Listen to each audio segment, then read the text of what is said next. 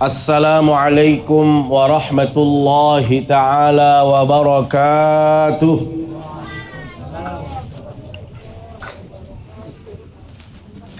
Lamun dijawab salam ya burung mau dulang tu ya. Baik tendoang dulang selapuan lamun dijawab salam. Ya kulang. Assalamualaikum warahmatullahi ta'ala wabarakatuh.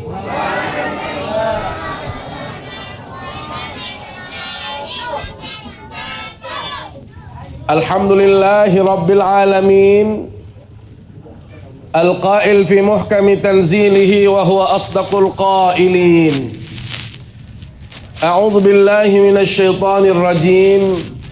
Laqad ja'akum rasulun min anfusikum azizun 'alaihi ma 'anittum harisun 'alaikum bil mu'minina raufur rahim. Wassalatu wassalamu ala ashrafil anbiya'i wal mursalin Sayyidina wa habibina wa syafi'ina wa maulana Muhammad wa ala alihi wa sahbihi ajma'in. Amma ba'du. Yang tiang hormati dan muliakan para alim ulama, para tokoh agama, tokoh masyarakat, mami-mami tiang, bapak-bapak tiang yang tiang hormati. Yang kita hormati Bapak Lurah Mayura beserta Ibu Sekretaris. Yang kita hormati Bapak Kaling, anak-anak kami, santri santriwati, singkatnya hadirin hadirat, jamaah yang dimuliakan Allah Subhanahu wa taala. Sila tepada ngiring naturang puji syukur kepada sida Allah Subhanahu wa taala. Si masih icanin tiang pelunggum sami berbagai macam kenikmatan. Begitu banyak nikmat yang kita peroleh sampai kita tidak mampu menguraikannya. Kita tidak mampu menghitungnya satu persatu. Berapa nikmat si sampun tiang pelunggum sami terima leman sida Allah Subhanahu wa taala. Tadi tiang bertanya sama ayahanda, mami tiang, bapak tiang yang di sini. Ternyata beliau itu kelahiran tahun 30-an, Pak Lurah. Berarti usia beliau ini sudah mencapai berapa manggin? 83 tahun. Ini artinya sami jamaah beliau mendapatkan nikmat yang luar biasa. Nikmat tambahan yang sangat banyak sekali. Padahal kalau kita mengacu kepada baginda Rasul sallallahu alaihi wasallam, rahmat Allah, beliau saja mendapatkan karunia usia itu lebih kurang 63 tahun. Berarti orang yang lebih dari 63 tahun dipastikan dia mendapatkan tambahan nikmat dari Allah Subhanahu wa taala. Ya bahasan baginda Nabi sallallahu alaihi wasallam, a'maru ummati baina sittin ila sab'in wa qalilun man yajuzu dhalik. Umur umatku, kata Rasul, itu berkisar antara 60 sampai 70 tahun. Tapi kalau sudah lebih daripada 70 tahun, itu orang-orang yang diberikan tambahan nikmat, dan itu sedikit dari yang ada. Kalau tadi sudah 83, ada yang sudah di atas 70 juga, mungkin ayahanda di sini juga ada yang sudah di 70. Berarti hanya beberapa orang, kata Rasul. Paling banyak itu 60 sampai 70. Ya gawen sampai jamaah lamut wah demak 6 dasa jak milit pacu-pacu julu. Unasa lamun tuah tahu demak 6 dasa umur tiang pelunggum sami, berarti sudah waktunya tiang pelunggum sami banting setir lah. Sampuna tiang lalu nyetir jauh lamun tuah 6 dasaan tiang. Kenapa? Karena ini momen-momen waktu-waktu yang sangat krusial. Manusia biasanya, kata Rasul, meninggalnya antara 60 sampai 70 tahun. Maka kalau sudah 60 berarti kita harus bersiap-siap. Inilah yang harus Tiang Pelunggum Sami syukuri. Bahwasanya Tiang Pelunggum Sami masih sehat, masih ada sempat, ada waktu. Bayangkan kalau saudara Tiang Pelunggum Sami yang sudah meninggal dunia, mereka tidak ada lagi waktu untuk beribadah, tidak ada waktunya lagi untuk bersilaturahim, tidak ada waktunya lagi untuk bermaulid seperti Tiang Pelunggum Sami. Maka sebagai umat Nabi Muhammad, kita harus bersyukur kepada Allah Subhanahu wa taala atas segala karunia yang Allah berikan kepada kita.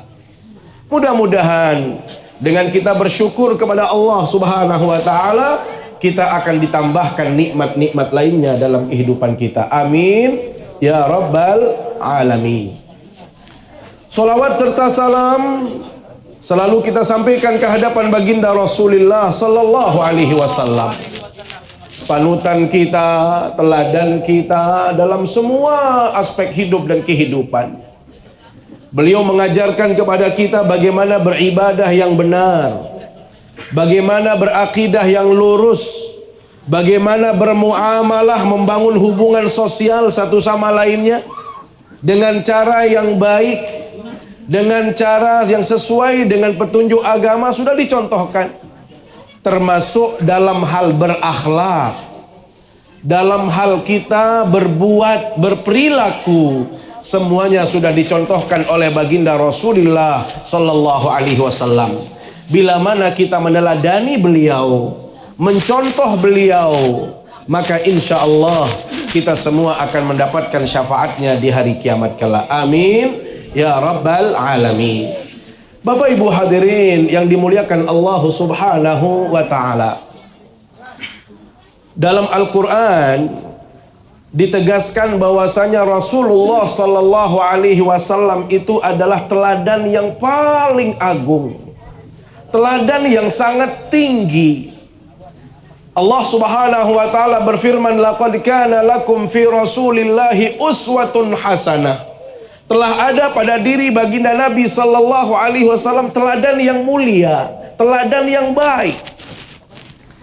Bahkan Allah Subhanahu wa taala memuji akhlak beliau yang begitu mulia. Di dalam surat Al-Qalam ayat 4 Allah Subhanahu wa taala tegaskan, Bismillahirrahmanirrahim.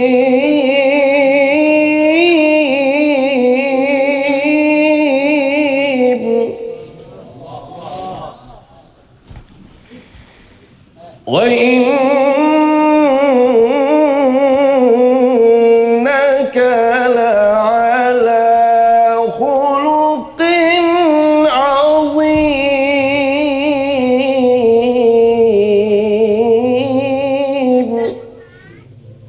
Wa innaka la'ala khuluqin 'azim. Sesungguhnya engkau wahai Muhammad, kata Allah, adalah orang yang paling luhur, paling tinggi akhlaknya, perilakunya, itu tidak ada yang bisa menandingi dalam kehidupan manusia. Semua makhluk tidak ada yang bisa menandingi kemuliaan akhlak baginda Rasulullah sallallahu alaihi wasallam. Karena itu Rasul sallallahu alaihi wasallam di dalam sabdanya mengatakan, "Innama bu'istu liutammima makarimal akhlak." Sesungguhnya aku diutus oleh Allah itu untuk menyempurnakan akhlak-akhlak. Aisyah radhiyallahu anha, Bapak Ibu, di saat beliau ditanya tentang akhlaknya Rasulullah sallallahu alaihi wasallam, "Kaifa kana khuluqun nabi?" Bagaimana akhlaknya baginda Nabi? Aisyah menjawab, "Kana khuluquhu Qur'an." Akhlaknya baginda Nabi itu adalah Al-Qur'an itu sendiri. Maka hadirin yang dirahmati Allah Subhanahu wa taala, sebagai umat yang beriman, nih generasi anak-anak kita, cucu-cucu kita, Islam itu tidak akan pernah krisis keteladanan. Islam itu tidak akan pernah kurang yang namanya teladan. Kenapa? Karena sumber keteladanan itu adalah Rasulullah sallallahu alaihi wasallam. Sumber akhlaknya baginda Nabi juga akhlak yang ada di dalam Al-Qur'anul Karim. Artinya apa? Maka bila mana kita ingin menghadirkan akhlak baginda Nabi, menghadirkan contoh perilaku baginda Nabi, maka kita kembali kepada Al-Quranul Karim. Ini penting rahmat Allah untuk kita mengingatkan semua kita, terutama di zaman yang saat ini kita hidup di zaman modern. Bapak Ibu, di zaman modern ini tidak ada lagi sekat, tidak ada lagi yang namanya batasan informasi. Hampir rata-rata kita punya HP. Di HP ini Bapak Ibu macam warna yang kita lihat, informasi yang kita dengar, yang kita baca, termasuk gambar-gambar juga macam-macam. Ini tantangan satu sisi. Sehingga kecenderungan masyarakat modern seperti kita ini, kalau anak-anak sekarang ini yang disebut dengan generasi milenial, ya, generasi milenial ini sudah melek dengan digital, melek dengan informasi, melek dengan HP dan lain sebagainya. Sehingga hampir semua informasi itu diserap, bisa kita lihat di HP kita. Nah, kalau kita tidak benar-benar memiliki proteksi perlindungan yang kuat, apalagi akhlak yang kita tidak miliki, rahmat Allah, maka yang terjadi kemudian adalah kita akan kebablasan. Seolah-olah yang kita lihat itulah cara orang yang baik. Kalau mau berprestasi seperti inilah kita. Kalau kita mau seperti ini, semua fotokopinya adalah yang ada di sini. Padahal orang Islam itu tidak perlu mencari-cari teladan yang baru, tidak perlu mencari contoh-contoh yang lain kecuali kembali kepada baginda Rasulullah sallallahu alaihi wasallam. Karena itu Allah, Imam Ibnu Khaldun dalam kitab beliau Al-Muqaddimah, beliau memberikan penegasan tentang model manusia saat ini. Beliau katakan apa? Al-maghlub mula'un da'iman bil ghalib bil iqtidai fi syi'arihi wa ziyyihi wa nihlatihi wa adatihi wa wasaira awaidihi. Manusia ini biasanya kalau kita sebagai masyarakat yang merasa kalah, yang merasa kecil, itu biasanya yang dia jadikan contoh itu adalah masyarakat-masyarakat maju, negara-negara maju, negara yang hebat. Sehingga karena kita merasa kecil, kita merasa tidak sama dengan negara-negara hebat, maka apapun yang datang dari negara-negara hebat itu kita ambil saja, tanpa ada proteksi, tanpa ada perlindungan diri, tanpa memilih mana yang baik. Seolah-olah yang datang dari sana itu semuanya terbaik. Apalagi kita di NTB, ya Pak Lurah, ini tantangannya berat sekali. Saya yakin lurah yang paling berat di Mataram itu adalah menjadi lurah di Mayur. Macam yang kita lihat, yang kita dengar. Mau siang jalan, macam kita lihat. Malam kita jalan, macam-macam yang kita lihat. Ini tantangannya kalau Mayur itu kompleks sekali. Makanya pantas kalau memang Pak Wali itu memilih lurah seperti beliau yang muda, yang gagah, yang ganteng, yang sehat. Karena kalau lurahnya sakit-sakitan kan bahaya juga. Masyarakat ikut sakit-sakitan. Kalau apalagi ibu lurahnya masih ya sepadan lah ya, mobile maksud saya Bu.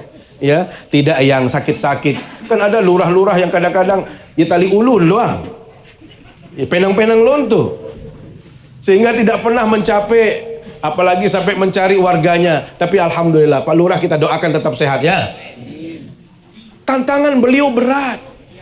Maka yang perlu untuk kita hadirkan, Bapak Ibu yang dimuliakan Allah SWT, terutama ini Bapak-bapak, Ibu-ibu, ini juga luar biasa tantangannya. Karena beliau-beliau ini adalah mendidik anak-anak yang berada di kawasan yang tanda kutip di sini kota ya, pusat kota yang tantangannya berat. NTB, alhamdulillah Allah, saat ini menjadi tujuan dunia. Maka konsekuensi dari tujuan dunia itu adalah orang-orang yang datang itu tidak lagi memperhatikan etika, adat, tradisi yang ada. Kenapa? Bagi mereka yang penting datang. Kita juga pragmatis kalau istilahnya kita itu. Apa pragmatis? Yang penting kita dapat uang. Mau ngapain juga terserah, pokoknya slow, santai, senang, sudah bahagia. Orang kalau tidak kuat-kuat imannya, kata Imam Ibnu Khaldun, maka kita ini akan ikuti cara mereka. Cara orang-orang yang dikatakan hebat, orang-orang yang maju itu, apapun yang datang dari mereka seolah-olah itu semuanya baik. Termasuk misalnya kata beliau, mulailah tercabut identitas keislaman kita. Dalam hal apa? Syiarihi. Syiar itu simbol-simbol, ya, atau identitas-identitas yang hadir dari syiar-syiar kita. Taruhlah contohnya misalnya, ini kecil saja yang kasih contoh. Ucapan salam itu syiar orang Islam. Syiar ini Bapak Ibu tidak bisa digantikan dengan syiar apapun. Pak Kaling, tidak bisa kita mengganti, oh karena kita Indonesia bukan negara Islam, sudah kita pakai selamat pagi saja. Oh, nggak bisa. Salam itu identitas keislaman. Setelah itu baru kita mengucapkan selamat pagi, selamat siang, salam sejahtera, itu boleh. Ya Bu Lurah, ya Bu Seklur, itu boleh. Tetapi identitas keislaman itu nggak boleh tercabut. Orang Islam setiap kali bertemu dengan siapapun, dia harus menghadirkan identitas akhlak Islam itu. Apa? Selalu mengucapkan salam. Nah, kita kadang-kadang mengabaikan salam ini, Allah. Tidak semua kita memahami makna salam. Seolah-olah salam ini sesuatu yang sudah usang. Den bagus malik atau ya kolot, ya kuno sinanggapan. Isi batu.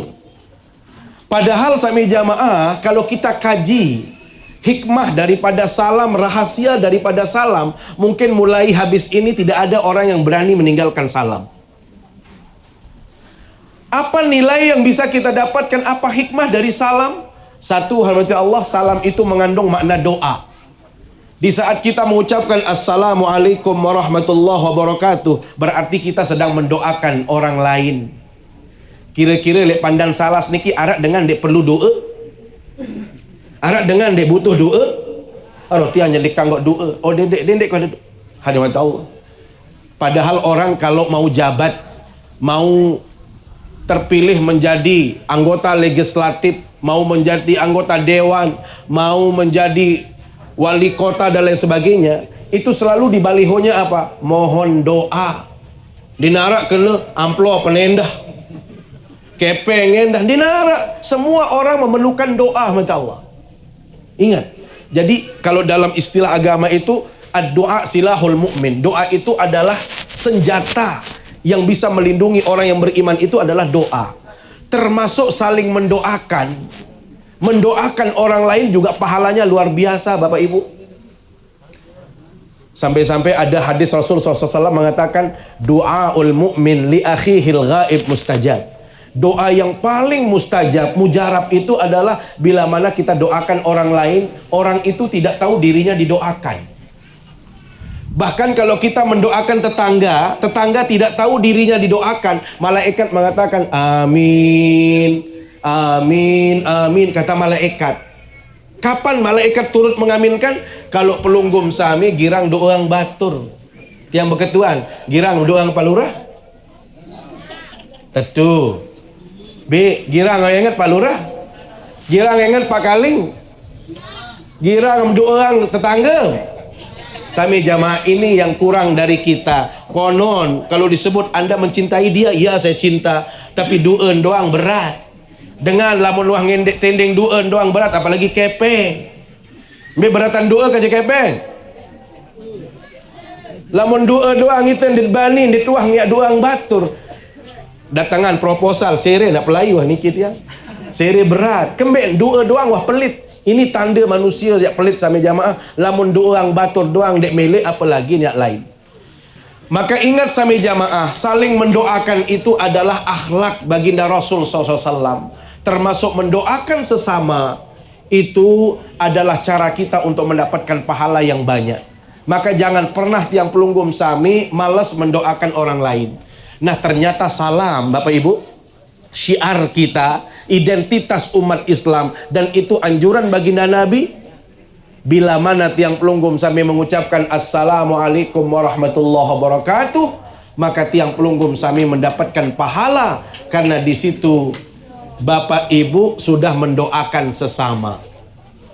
Nabi kena ucapan salam niki tiang. Assalamualaikum warahmatullah. Semoga keselamatan untukmu. Rahmat Allah turun kepadamu. Berkah Allah berlimpah kepadamu. Kira-kira harap dengan demen doa sabaru.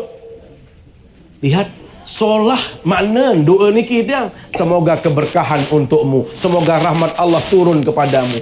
Itulah makna daripada ucapan salam tadi. Dan ingat Allah, dalam Islam orang akan mendapatkan pahala kalau dia sering mendoakan sesama. Terlebih kalau dia semakin banyak orang yang dia doakan, maka dia akan mendapatkan pahala yang lebih banyak lagi. Makanya dalam hadis disebutkan, man istaghfara li mu'minin wa mu'minatin kataballahu bikulli mu'minin wa mu'minatin hasanah. Barang siapa yang mendoakan sesama mukmin, sesama mukminah, maka dia akan mendapatkan pahala sebanyak orang yang dia doakan. Kalau kita doakan orang Islam, di Pandan Salas ini terlalu sedikit untuk yang doakan. Di NTB terlalu sedikit, di Indonesia terlalu sedikit orang Islam, sedikit pahalanya. Kalau begitu bagaimana caranya kita supaya mendapatkan pahala yang banyak? Sering-sering amalkan doa kata Rasul, Allahumma gfir lil muslimina wal muslimat. Coba sama-sama. Allahumma gfir lil muslimina wal mu'minina wal al ahya'i minhum wal amwat. Bapak Ibu, ya Allah ampuni selaput dosa banda saudara-saudara kami yang mukmin mukminah, muslim muslimah, baik yang masih hidup. Yang masih hidup berapa banyak orangnya? Ada yang tahu berapa banyak umat Islam yang masih hidup? Sami jamaah, anden ya kena 2 miliar umat Islam. Berarti sekali kita membaca doa sak baru, tiang pelunggum sami pulih 2 miliar pahala. Tidak cukup dengan orang yang hidup. Apa kata kita? Wal amwat, yang sudah meninggal dunia, ya Allah ampuni mereka. Berarti kalau orang yang meninggal dunia miliaran jumlahnya, maka kita semua akan mendapatkan pahala yang sama. Pertanyaan tiang, Bapak Ibu, apakah doa ini terus tiang pelunggum sami sampaikan kepada Allah? Gira membaca doa ni apa ndek? Ni cerita, mohon maaf, kadang-kadang Pak Lurah lamun urusan berdoa jangan melit sugih mesat. Melit sukses mesat. Allahumma gfirli. Kan menu? Allahumma aghnini. Ya Allah, ican kaji. Din wah doang batur. Ya Allah, sugihang gamak tiang. No endah tetangga kadin sasugih. Ya Allah. Kan saya berjulu sugih, harap tot ngutang kan menu? Lagu itu lamut milih sugih, ya Allah, kaji sugih, ya Allah. Lupa tetangga. Ya gawen sulit teka bulang. Kembeen karena tiang pelunggum sami egois, mikir diri mesak. Jadi nggak ada salahnya dalam Islam. Doang semeton jari, satu itu jadi pahala. Yang kedua kalau itu terwujud maka itu kebaikan untuk kita semua. Inilah cara Islam mengajarkan kita agar kita terus peduli, saling mengingatkan satu sama lainnya. Yang kedua, hormati Allah, makna salam yang kedua, selain mengandung makna doa, syiar dalam bentuk salam itu adalah sumber pahala yang luar biasa. Rasul sallallahu alaihi wasallam di satu majelis seperti ini, Bapak Ibu, ada sahabatnya yang datang terlambat mengucapkan assalamualaikum. Rasul mengatakan waalaikumsalam. Fajalasa, orang itu duduk. Faqala lahu sallallahu alaihi wasallam lahu ishrun. Demen wah tokol dengan sak baru yang pun berbahasa baginda Nabi. Dengan sak baru mau 10 pahala bahasa Nabi. Pira maun pahala dia? 10 hanya mengucapkan assalamualaikum. Tidak lama kemudian datang sahabat yang lain di majelis itu, seraya mengucapkan assalamualaikum warahmatullah. Rasul menjawab salam tadi. Begitu orang itu duduk, langsung baginda Nabi mengatakan lahu isyruna. Orang yang mengucapkan salam tadi dapat 20 pahala. Din ngonek malik sami jamaah, datang sopok batur terakhir sahabat Nabi, assalamualaikum warahmatullahi wabarakatuh bahasa. Terjawab isi baginda Nabi, waalaikumsalam warahmatullahi wabarakatuh. Maka Rasul berbahasa Nabi, lahu thalathuna, orang yang tadi dapat 30 pahala. Nuna sang sami jamaah, kira-kira ia modok apa berat dengan banyak pahala? Berat apa solid dengan banyak pahala? Ya modok ngucapang salam doang. 10 lamun assalamualaikum warahmatullah. 20 assalamualaikum warahmatullah wabarakatuh. Assalamualaikum 10. Assalamualaikum warahmatullah 20. Assalamualaikum warahmatullah wabarakatuh. Telung dasa mau pahala. Mau silap betot ya mau pahala modok lalu. Lagu kadang-kadang ita mohon maaf lamut liwat ele julun batur. Kadang-kadang mulai sa sombong. Cuek, ini tahun pahala. Mau kadang-kadang dia main toak dengan paran diri, mau pagah toak dan jauh diri. Aku toaan. Masalah aku yang ucapang salah mu ni. Pak Lurah masih bajang. Aluran. Bukan begitu sampai jamaah. Nabi bahasa Nabi, kalau ada dua orang yang berjumpa, maka yang paling baik di antara kedua orang itu adalah yang memulai dengan salam. Mu maksud yang dek milih sampai jamaah boyak-boyak pahala. Dakan-dakan 10-20 betul mayak mau saran pahala barak menikah. Ya kena dirit ya berzakat, dit man tahu berzakat. Ya bersedekah si satu siu masih ngendang. Ya kena tahajud masih dit tahu uli boyak-boyak pahala langan salam. Lagu itu kadang-kadang mud kita bendiran batur. Aneh dia dia kancet, dia bersalah ngengos. Oh dia aja ya cingkrang dia borong ngataran salam. Oh dia jan ya berpeci dia ngataran salah. Oh sami jamaah. Inilah hebatnya Islam. Salam ini justru menjadi jembatan. Orang yang berbeda pandangan, orang yang berbeda pikiran, orang yang berbeda mungkin latar belakang itu disatukan dengan salam. Sehingga sampunan demen ya kanciya assalamualaikum. Wah sebelah janden salaman. Kembe de iya laisa minna ni. Sami jamaah bukan begitu orang Islam. Maka sila ngiring supaya tiang pelonggom sami dapat pahala yang banyak. Hadirkan, amalkan salam walaupun hanya sekedar assalamualaikum. Mu itu kadang-kadang nih bija jarim berembin tan tajah li tepeki tiap. Tajah nilai sekolah oh kanak, lamu nilai sekolah jangan lupa salaman. Jangan lupa ngaturin salam, ngucapan salam. Semua sekolah, semua TPK ya bagus ajahan. Lagu kadang-kadang bija jarim niki ya penang masih lamun nilai balin din wah bedengah bapaan bersalah. Yang ucapang salam di uah. Ya ini kadang-kadang sami jamaah ada sesuatu yang tidak connect. Di sekolah katanya disuruh ngucapin salam, elek balik dengan toak din wah ngucapang salam. Maka di sini pentingnya kita sami jamaah memberikan keteladanan buat anak-anak kita. Rasulullah SAW justru mengajarkan walaupun dinarak dengan elek balik tetap ngucapang salam. Kenapa? Karena kita menghadirkan kedamaian, keselamatan. Dan yang terakhir rahmati Allah, ini cukup kita berbicara tentang salam saja, syiar yang hilang. Nggih? Karena kita tidak mungkin bisa lama-lama di sini, yang juga mungkin ada kegiatan lagi habis niki. Yang ketiga, salam itu adalah menjadi cara kita untuk saling mencintai satu sama lainnya. Salam ini adalah media yang paling tepat untuk menghilangkan prasangka buruk, kebencian, atau apapun itu bisa hilang dengan salam. Makanya Rasul sallallahu alaihi wasallam bersabda, "La tadkhulul jannata hatta tu'minu." Kita tidak mungkin masuk surga sebelum kita beriman kepada Allah. Wala tu'minu hatta tahabbu. Kita tidak dikatakan beriman kepada Allah kalau kita tidak saling mencintai satu sama lainnya. Ingat, kata kuncinya adalah saling mencintai. Makanya Islam itu menghendaki kita mencintai apapun itu dalam hidup. Ini cintanya itu harus berdasarkan karena Allah. Jangan berdasarkan materi, jangan berdasarkan status. Ini kadang-kadang enggak mun serio ele batur, lamun sugih je nyongklo. Hormat. Lamun batur masih berdua jabatan, tu undang. Ingat, lagu lamun dengan jelengan tadah jahaya ingat. Sila lamun jelengan makin jadi narak dengan ya ketuan.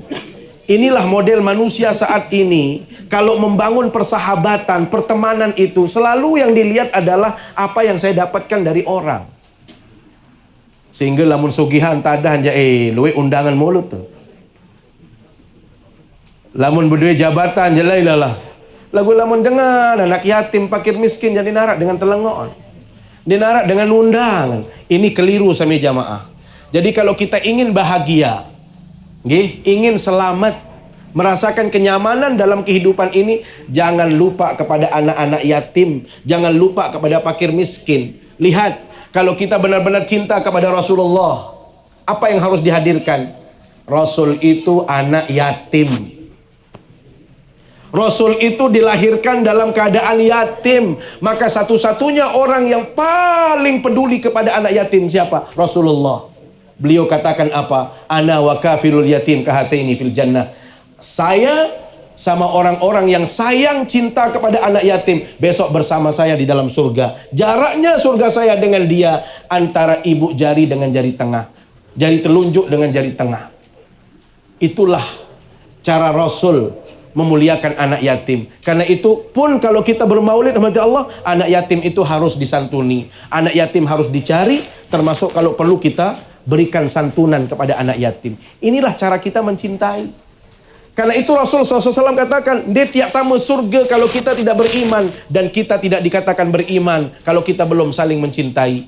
Ala adullukum ala syai'in idza fa'altumuhu tahabbtum. Mau saya tunjukkan satu amalan ringan, kata Rasul. Apa itu? Bila kamu amalkan itu, Anda akan saling mencintai satu sama lainnya. Tidak ada lagi kebencian dalam hidup ini. Mungkin karena faktor pemilihan kita mungkin renggang. Tetapi kalau Anda amalkan amalan ini, Anda akan saling mencintai. Apa itu kata Rasul? Absus salama bainakum. Tebarkan salam dalam kehidupan kita kepada siapapun jua. Maka mudah-mudahan Allah melalui maulid yang kita rayakan ini, benar-benar kita bisa menghadirkan keteladanan baginda Rasul SAW. Akhlak Rasul yang begitu mulia, kita bisa contoh, kita bisa pedomani dalam hidup ini. Maka kalau itu yang bisa kita hadirkan di komplek kita, apalagi kalau di sini ada Pak Lurah. Kalau di Lurah Mayur ini, terutama kita yang umat Islam, bisa menghadirkan salam saja, bisa mengamalkan salam saja, insya Allah tidak terlalu sulit menjadi lurah di Mayura. Ya Ibu Siklur juga nggak akan sulit. Kenapa? Semuanya orang damai-damai semua. Semuanya mengucapkan salam. Salam itu artinya kedamaian, ketentraman. Ketemu ke sana, orang saling mengucapkan salam. Ketemu di situ, saling mengucapkan salam. Maka insya Allah akan tercipta kelurahan yang aman, kondusif, damai, dan selalu menghadirkan kenyamanan dalam kehidupan kita. Saya pikir demikian hikmah yang bisa yang sampaikan. Tentu panjang kalau kita berbicara maulid, tetapi karena waktu yang tidak bisa mengharuskan kita berlama-lama, Tiang berterima kasih kepada panitia semuanya yang sudah mengundang Tiang untuk kedua kali di sini. Alhamdulillah, walaupun dengan padatnya jadwal saat ini, tetapi kita bisa bersilaturahim di tempat yang berbahagia ini. Mohon maaf bila ada yang kurang pas, kurang berkenan. Aqulu qauli hadza wa astaghfirullah. Wallahul muwaffiq ila aqwamit thariq. Wassalamualaikum warahmatullahi wabarakatuh.